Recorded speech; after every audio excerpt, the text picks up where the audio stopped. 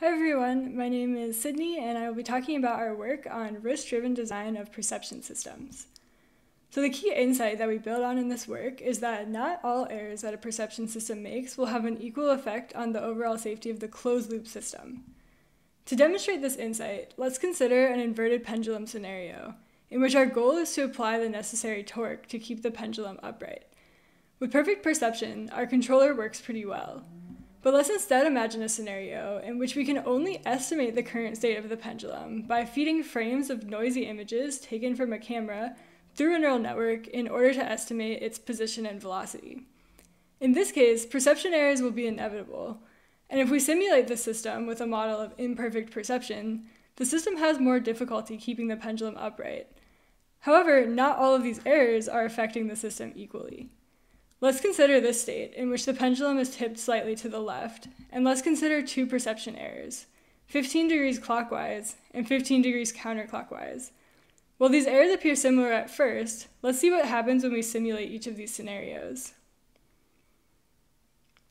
The scenario on the right results in a failure to remain upright, while the scenario on the left is able to keep the pendulum balanced.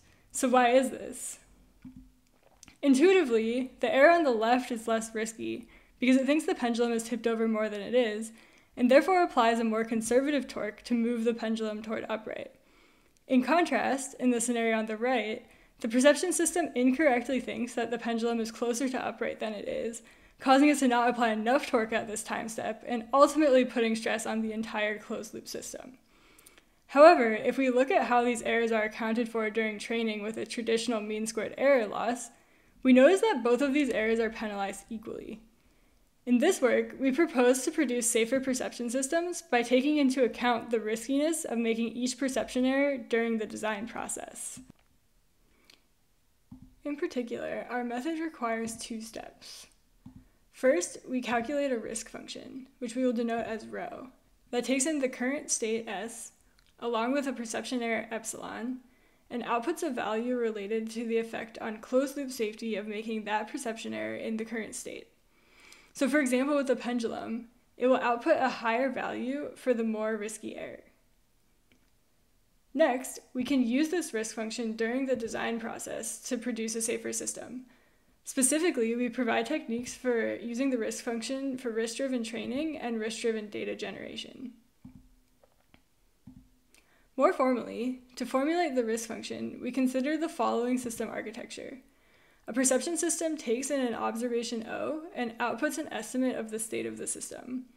This state then gets fed into a controller, which selects a control action. The agent takes the action, and the environment produces a new observation to close the loop. However, since we want to formulate the risk function before actually designing the perception system, we abstract the perception system in this architecture with an error model, which takes in the true state and samples an error to produce the estimated state. We can then view this error model as an agent with a stochastic policy in a Markov decision process. By formulating things this way, we can use techniques in distributional dynamic programming to estimate the distribution of future costs when making perception error epsilon in state S. Then, to obtain a notion of risk, we can take the expectation of this distribution. However, to allow us to be more robust to mismatches between our error model and the actual errors that the perception system makes, we replace the expectation with a conditional value at risk, and then this becomes our risk function. The next step is then to use this risk function during perception system design. For risk-driven training, we can simply augment a traditional mean-squared error loss function by adding the risk function to penalize risky perception errors. For risk-driven data generation, we determine the riskiness of making perception errors in each state by comparing the risk of making the worst-case perception error to the risk of making no error. We can then focus our data collection efforts on the more risky states. We applied our method to a realistic scenario of vision-based aircraft detect and avoid, in which an aircraft uses a camera to detect intruding aircraft so that it can then take action to avoid them.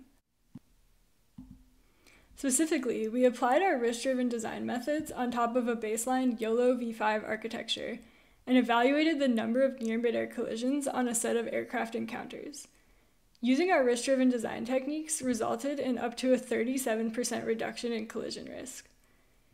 Here we show an example encounter in which our risk-driven approach in blue successfully resolves a near-midair collision, while the baseline model does not.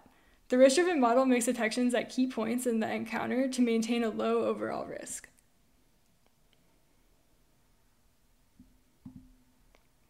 Thanks for listening to our work. For more information on this work, check out our paper at the QR code and feel free to reach out with questions.